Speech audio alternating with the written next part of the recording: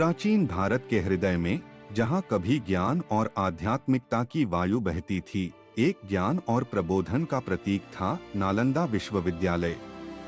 5वीं शताब्दी ईस्वी में मगध राज्य, वर्तमान बिहार में स्थापित नालंदा केवल एक शैक्षणिक संस्थान नहीं था, यह भारत के समृद्ध बौद्धिक इतिहास का प्रतीक था।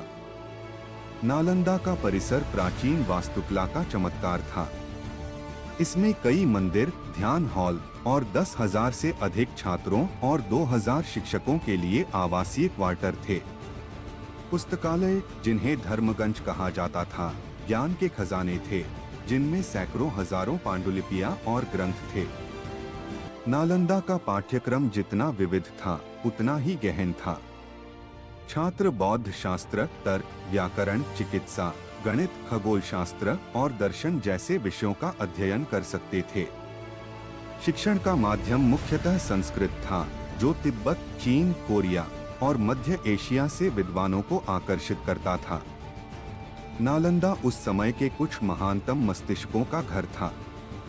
प्रसिद्ध गणितज्ञ आर्यभट्ट और चीनी यात्री और विद्वान वेन त्सांग, जिन्होंने नालंदा में वर्षों तक अध्ययन और शिक्षण किया, ने इसकी धरोहर में महत्वपूर्ण योगदान दिया। वेन त्सांग के वृत्तांत नालंदा के जीवन और समय के बारे में मूल्यवान जानकारी प्रदान करते हैं। अफसोस, नालंदा की महिमा समय और आक्रमणों की प्रहार सहन नहीं कर सकी। 12वीं शताब्दी में तुर्क आक्रमणकारी बख्तियार खिलजी की सेना ने विश्वविद्यालय को नष्ट कर दिया। पुस्तकालय जलाए गए और अनगिनत पांडुलिपियां हमेशा के लिए खो गईं, एक युग का अंत करते हुए। हालांकि नालंदा की आत्मा बुझ नहीं सकी। 2010 में भारतीय सरकार ने नालंदा विश्वविद्यालय के पुनरुद्धार की पहल की।